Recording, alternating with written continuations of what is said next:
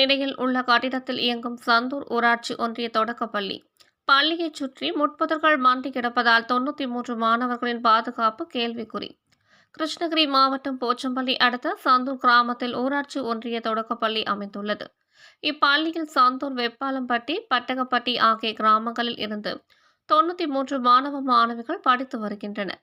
இப்பள்ளியில் செல்வா என்ற தலைமை ஆசிரியர் உட்பட 3 ஆசிரியர்கள் பணிபுரிந்து வருகின்றனர்.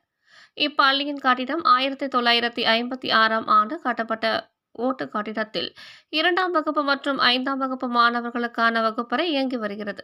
இக்கட்டிடத்தில் ஓடுகளை சேதமடைந்து கீழே விழும் நிலையில் உள்ளது.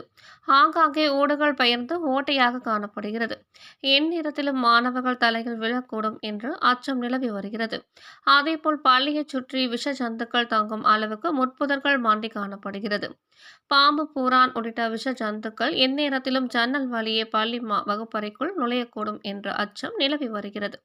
பழுதாகியுள்ள ஓட்டுகளை நீக்கியும் பள்ளி வளாகத்தை தூய்மைப்படுத்தி கொடுக்கவும் பெற்றோர்கள் கோரிக்கை வைக்கின்றனர்.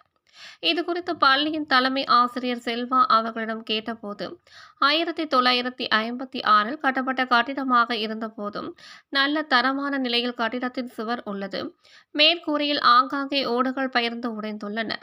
அவற்றை எடுத்துவிட்டு புதுப்பித்து தர உள்ளூரில் உள்ள சில சமூக ஆர்வலரிடம் கோரிக்கை வைத்துள்ளேன். அவர்கள் பரிசீலித்தால் உடனடியாக மேற்கூரை மாற்றி அமைக்கப்படும் என தெரிவித்தார். இதுகுறித்து பர்கூர் வட்டார கல்வி அலுவலர் முருகன் அவர்களிடம் கேட்டபோது, 2 ஆண்டுகளாக கட்டிடத்தை புதுப்பித்து தர மனு அளிக்கப்பட்டு வருகிறது. இந்த ஆண்டு ஆணை பிறப்பிக்கப்படும் என எதிர்பார்ப்பதாக தெரிவித்தார். பள்ளியைச் சுற்றி தூய்மை செய்தாலும் உள்ளூர் இளைஞர்கள் இரவு நேரங்களில் புகுந்து பள்ளி வளாகத்தை சேதப்படுத்துவதாக தெரிவித்தார். இருப்பினும் தூய்மைப்படுத்த நடவடிக்கை எடுப்பதாக தெரிவித்தார்.